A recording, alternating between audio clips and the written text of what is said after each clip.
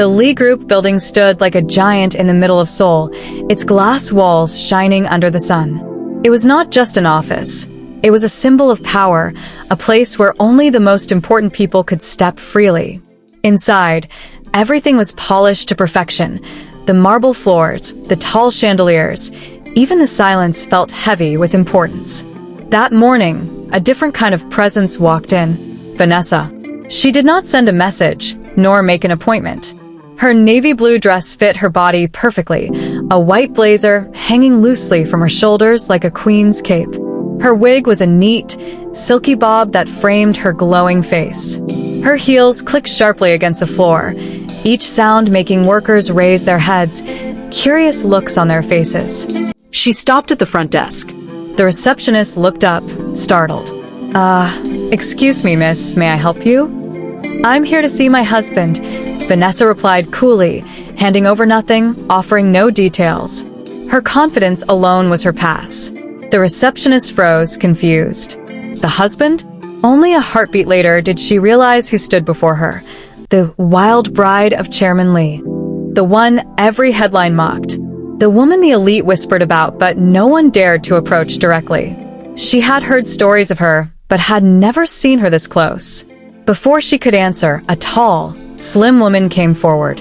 It was the CEO's secretary, famous for her cold heart and sharp tongue. Her eyes swept over Vanessa from head to toe. "And who might you be?" she asked, her voice dripping with arrogance. I said, Vanessa replied with steady eyes, "I came to see Ethan Lee." The secretary smirked, as if she had found a joke. "Oh, you are the new wife. The bride." She said it loud enough for the workers around to hear. Everyone could hear the mockery in her voice. One thing was sure, the secretary didn't take her serious, as she was known to have embarrassed her in-law at different occasions. Listen carefully, this is not your village market. This is the Lee Group. Even the ministers of this country cannot see the president without notice. If you want to see him, book an appointment. Don't think being a wife gives you a free pass. A few workers turned in shock. How could she speak like this? But Vanessa only tilted her head slightly and smiled. It was the kind of smile that carried no fear, only quiet amusement. "An appointment?" she asked softly. "To see my own husband? Then tell me, what time will you give me? Before dinner or after bed?" Gasps broke through the lobby.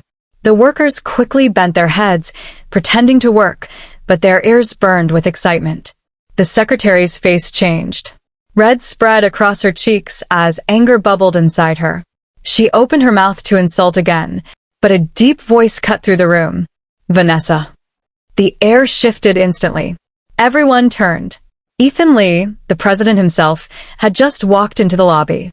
His tall figure filled the room, his dark suit perfectly tailored, his eyes sharp as steel. Yet when he saw Vanessa, his hard expression softened in a way no one had ever seen. In 3 long steps, he was beside her. His hand brushed hers gently, as if to reassure her.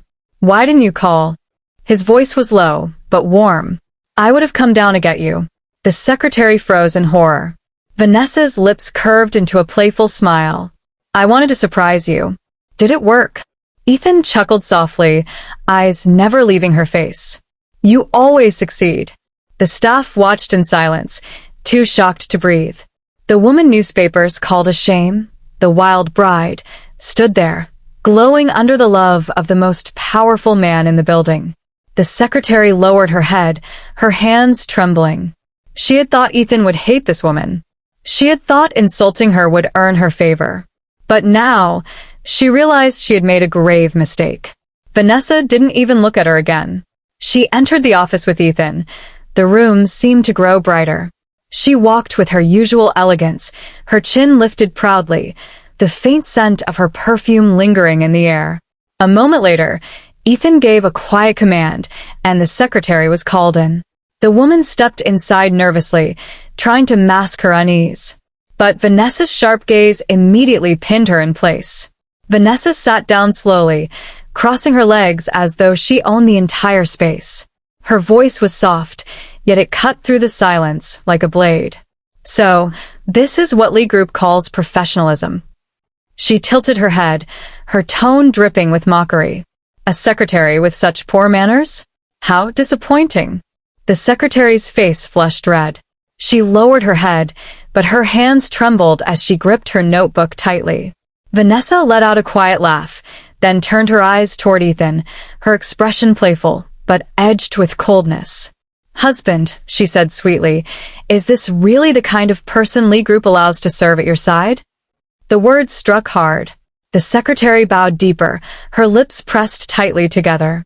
Ethan leaned back in his chair, his gaze calm, almost amused, as though he were watching a drama unfold that he had no intention of stopping.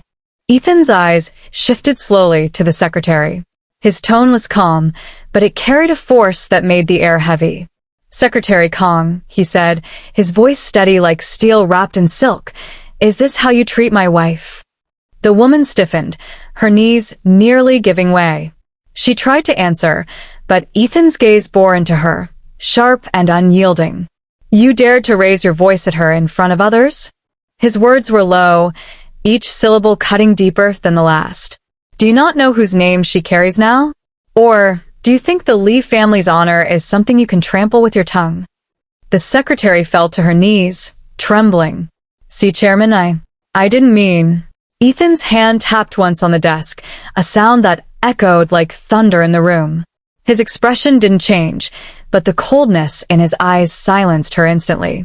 "From today," he continued, his voice colder than winter wind, "remember this well. No matter where you are, an insult to her is an insult to me. And an insult to me," he paused, the silence pressing on her chest, "is a sin no one in this company dares commit." Vanessa smiled faintly, watching the scene with quiet satisfaction, her fingers brushing the armrest as though playing with invisible strings. The office was so quiet, the ticking of the clock on the wall felt like thunder. Ethan leaned back slightly in his chair, his long fingers tapping once on the polished desk. His voice, when it came, was calm, almost gentle. "Secretary Kong," he said, his eyes steady on her trembling figure.